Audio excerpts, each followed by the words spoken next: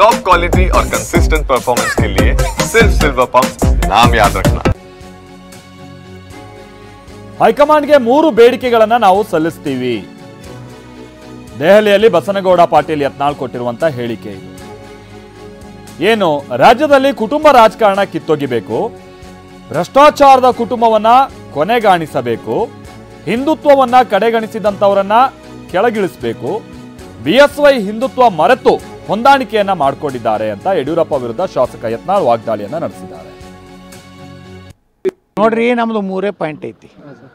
ಒಂದು ಕುಟುಂಬ ಶಾಹಿ ಏನಂತಾರೆ, ನಮ್ಮ ಪ್ರಧಾನಮಂತ್ರಿಗಳು ಮೇಲಿನ ಮೇಲೆ ಹೇಳ್ತಾರೆ, ಇದೇನದು ಪರಿವಾರವಾದವನ್ನು ನಾವು BJP ಬಿಟ್ಟಿವನಂತ ಸಂಕೇತ ಕೊಡಬೇಕಾಗಿದೆ.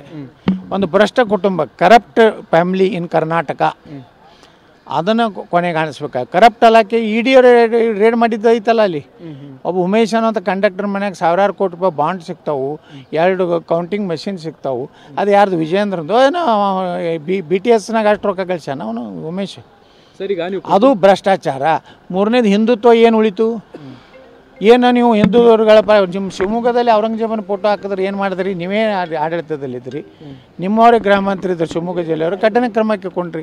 ಹಿಂದೂಗಳ ಕಾರ್ಯಕರ್ತರ ಹತ್ಯೆ ಆಯಿತು. ಏನಾರು BJP ಯಡಿಯೂರಪ್ಪ ಏನಾರು ಅದಕ್ಕೆ ಸಾಂತ್ವನ ಹೇಳಿದ್ರ? ಅದೇ ಜಮೀರ್ ಅಹ್ಮದ್ ಖಾನ್ ಜೊತೆಗೆ ಅಡ್ಜಸ್ಟ್ಮೆಂಟು. ಈ ರೀತಿ ಇವರು ಏನು ಮಾಡ್ಕೊಂಡು ಬಂದಾರೆ.